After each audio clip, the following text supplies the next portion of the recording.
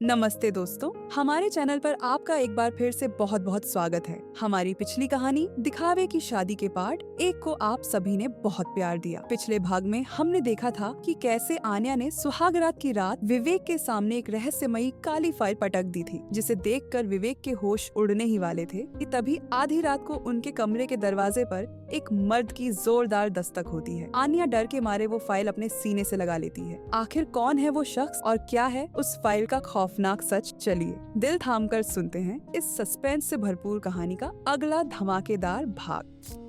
Part 2। कमरे के दरवाजे पर दस्तक और तेज होती जा रही था। बाहर से आ रही वो भारी मर्द की आवाज विवेक के लिए अजनबी नहीं थी। विवेक ने गुस्से और उलझन में आन्या को पीछे धकेला और आगे बढ़कर जैसे ही कमरे का दरवाजा खोला, सामने विवेक के पिता यानी शहर के सबसे बड़े बिजनेसमैन रघुनाथ जी खड़े थे। लेकिन हमेशा रौब में रहने वाले रघुनाथ जी के चेहरे पर इस वक्त हवाइयाँ उड़ रही थी। उनके माथे पर पसीने की बूंदें साफ देखी जा सकती थी। विवेक ने हैरान होकर पूछा, पापा आप इस वक्त और इस हालत में? सब ठीक तो है ना? रघुनाथ जी ने कमरे के अंदर एक डरी हुई नजर डाली, जहां आन्या उस काली फाइल को छुपाए कोने में खड़ी थी। रघुनाथ जी ने अपनी लड़खड़ाती आवाज में विवेक से कहा, विवेक तुरंत नीचे चलो, नीचे पुलिस आई है। वो हमारे कुछ पुराने बिजनेस अकाउंट्स और फ्रॉड के सिलसिले में मुझसे पूछताछ करने आए हैं। मुझे सुरेश जी के साइन किए हुए कुछ पेपर्स की तुरंत जरूरत है। ये सुनते ही विवेक के पैरों तले से मानो जमीन खिसक गई। उसने पलटकर आन्या की तरफ देखा, जिसके हाथ में वही काली फाइल थी। विवेक को अब आन्या की कही वो बात याद आई कि अपने ही इस आलीशान घर का वो काला सच पता ही नहीं है। विवेक ने बिना वक्त गंवाए आन्या के हाथ से वो फाइल झपट ली। आन्या ने उसे रोकने की कोशिश की। वो रोते हुए चिल्लाई, नहीं विवेक, मत खोलो इसे। अगर ये सच बाहर आया तो सब कुछ तबाह हो जाएगा। लेकिन विवेक का घमंड और उसकी उलझन इस वक्त 7वें आसमान पर थी। उसने आन्या को झटक दिया और कांपते हाथों से उस काली फाइल को खोल दिया। फाइल के पहले ही पन्ने पर जो लिखा था, उसे पढ़ते ही विवेक की आंखों के सामने अंधेरा छा गया। उस फाइल में कोई मामूली कागजात नहीं थे। उसमें विवेक के पिता रघुनाथ जी के उन सारे काले कारनामों का कच्चा चिट्ठा था, जिनकी वजह से आन्या के पिता सुरेश जी का बिजनेस बर्बाद हुआ था। असल में रघुनाथ जी ने अपने बिजनेस के करोड़ों के कर्जे और बैंकों का फ्रॉड छुपाने के लिए आन्या के सीधे साधे पिता सुरेश जी को मोहरा बनाया था। सारे फर्जी कागजात पर सुरेश जी के धोखे से साइन लिए गए थे, ताकि अगर कभी पुलिस पकड़े तो जेल सुरेश जी जाएं, रघुनाथ जी नहीं। और इस सच को छुपाने के लिए सुरेश जी को जेल का डर दिखाकर रघुनाथ जी ने जबरदस्ती विवेक और आन्या की ये शादी तय करवाई थी, ताकि सुरेश जी कभी पुलिस के पास न जा सके। विवेक को समझ आ गया कि जिस रईसी, जिस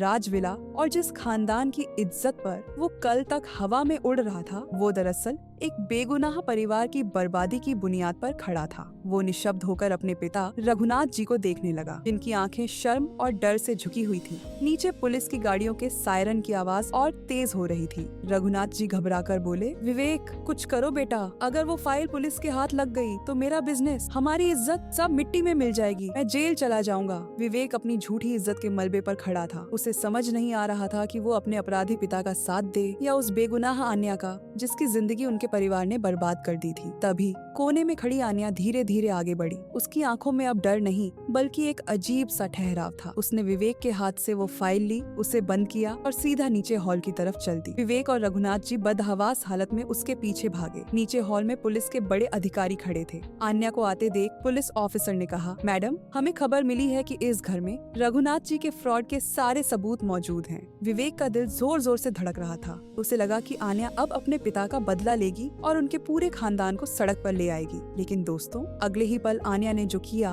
उसने वहाँ खड़े हर इंसान को सन्न कर दिया। आन्या ने वो काली फाइल अपने पीछे छुपाई और पुलिस ऑफिसर की आंखों में आंखें डालकर बेहद शांत आवाज में कहा, सर आप जिस फ्रॉड की बात कर रहे हैं वो बिजनेस का एक लीगल एग्रीमेंट था। मेरे पिता सुरेश जी और रघुनाथ जी अब बिजनेस पार्टनर्स हैं और हमारी शादी इसी एग्रीमेंट का हिस्सा है। आपके पास जो शिकायत पहुंची है वो हमारे बिजनेस के दुश्मनों की फैलाई हुई एक झूठी अफवाह है। इस घर में कोई फ्रॉड पेपर्स नहीं है। पुलिस ऑफिसर ने आन्या के चेहरे के आत्मविश्वास को देखा, फिर रघुनाथ जी की तरफ देखा और कहा, ठीक है मैडम, अगर आप कह रही हैं तो हम तफ्तीश बंद करते हैं, लेकिन याद रखिएगा कानून से बड़ा कोई नहीं होता। इतना कहकर पुलिस वहाँ से चली गई। पुलिस के जाते ही राजविला के उस आलीशान हॉल में एक गहरा, दम घोंटने वाला सन्नाटा छा गया। रघुनाथ जी सोफे पर ढह गए। उनकी जान में जान आई। विवेक चुपचाप अपनी जगह पर बुत बनकर खड़ा था। उसका सारा घमंड, सारा रसूख उस मिडिल क्लास लड़की के सामने घुटने टेक चुका था, जिसने अभी अभी उनके पूरे खानदान को जेल जाने से और समाज में थू थू होने से बचाया था। विवेक ने धीरे से आन्या के पास जाकर बेहद धीमी और भर्राई हुई आवाज में पूछा, क्यों आन्या,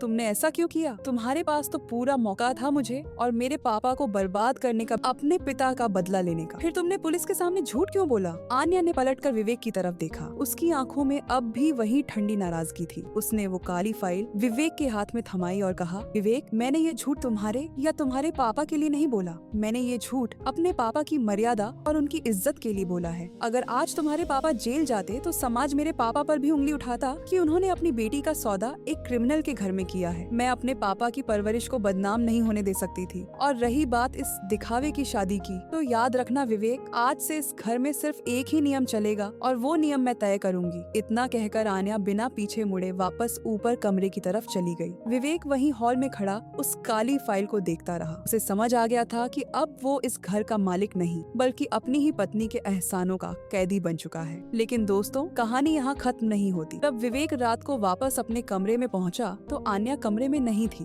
कोठी का पिछला दरवाजा खुला हुआ था और आन्या का सूटकेस गायब था। आन्या उस कोठी से बिना किसी को बताए कहीं जा चुकी थी और टेबल पर एक चिट्ठी छोड़ गई थी जिस पर लिखा था, यह शादी सिर्फ दुनिया के सामने एक दिखावा रहेगी, लेकिन मेरा सच ढूंढने की कोशिश मत करना विवेक, क्योंकि अगर मैं वापस आई तो बर्बादी लेकर आऊंगी। तो मेरे प्यारे दोस्तों, आखिर आन्या इस तरह आधी रात को सब कुछ छोड़कर कहाँ चली गई? उस चिट्ठी में आन्या ने किस बर्बादी का जिक्र किया है? क्या विवेक अपने गुनाहों का प्रायश्चित करने के लिए आन्या को ढूंढ पाएगा, या आन्या के पीछे कोई और बड़ी ताकत है जो रघुनाथ जी के बिजनेस को पूरी तरह खत्म करना चाहती है? यह सब जानने के लिए बने रहिए हमारे साथ इस कहानी के अगले और अंतिम भाग यानी पार्ट 3 में। अगर आपको विवेक और आन्या की ये कहानी और इस भाग का ये जबरदस्त ट्विस्ट सच में पसंद आया हो तो हमारे चैनल को अभी के अभी सब्सक्राइब कर लीजिए और बेल आइकन को दबाना बिल्कुल मत भूलना। आपको क्या लगता है दोस्तों, आन्या कहाँ गई होगी? मुझे नीचे कमेंट में पार्ट 3 लिखकर अपनी राय जरूर दीजिएगा। वीडियो को एक प्यारा सा लाइक और अपने दोस्तों के साथ शेयर जरूर करें। मिलते हैं बहुत जल्द इसके अगले और अंतिम भाग में। तब तक के लिए अपना ख्याल रखिएगा।